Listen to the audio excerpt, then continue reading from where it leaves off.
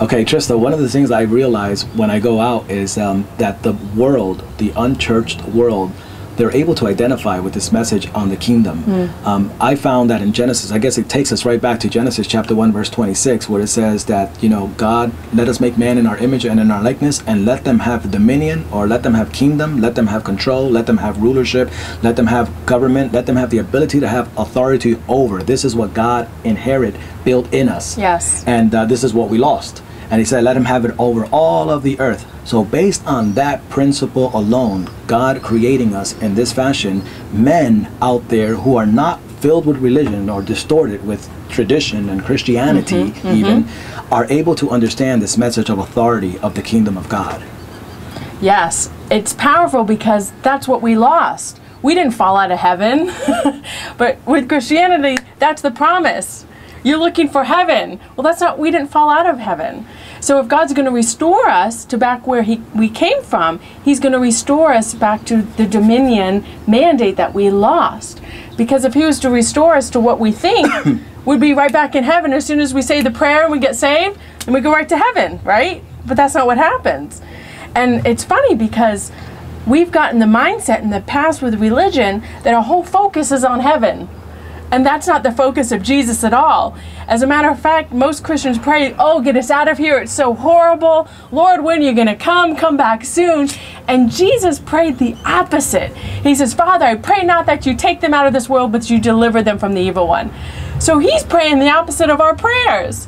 So what's happened is we have to refocus from heaven being our focus to here on earth, and occupy and have dominion here, because we can have heaven on earth. And that's what everyone's looking for. That's what everybody's looking for, yeah. And it's in you. The kingdom's in you. And he gave you the capacity to have that again, heaven on earth. And that's what man lost. We find it in the very prayer in chapter 6, verse 9 of Matthew. He said, when you pray, pray in this fashion. Say, Our Father in heaven, hallowed be thy name. Thy kingdom come. Thy will be done on earth as it is in heaven. So yes, we're praying to get out of here. God is saying, no way, get the kingdom in here, and let's occupy, let's take authority, and let's influence every sphere of influence here in this world, on the earth. And another thing that comes to mind is that, yes, he said, you know, he came to seek and to save that which was lost. And it's not referring to lost people, but to that which was lost. That which was lost, referring to what we lost, which is the kingdom of God. We lost it in chapter 3 of the book of Genesis, and Jesus came to bring it back. Now we have kingdom again. We have dominion. Yes. We have the government that was upon his shoulder. It's ours, and we could take dominion again. Yes. So we challenge you to focus on here and now, not the sweet by and by.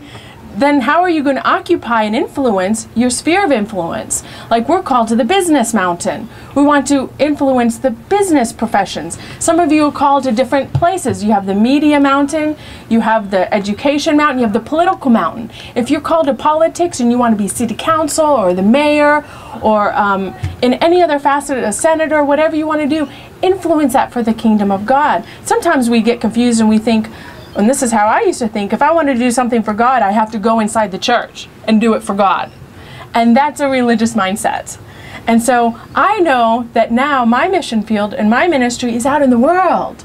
He had the tares and the wheat grow together, because we're supposed to stay together, grow with the world, and influence them. Don't separate yourself from the world. And that's what a lot of times we have, that isolation mentality where, oh, we can't be like, which we're not called to be like them, but we're called to be where they are and influence them. They are not supposed to influence us. Jesus said, I pray, Father, before they even before they even put in their request to get out of here, I'm going to pray before they even put in their request to not take them out. Don't listen to them when they pray to you, get us out of here. But I'm praying beforehand, keep them in the world. Don't take them out of the world, but don't take them out of the world, but keep them in the world.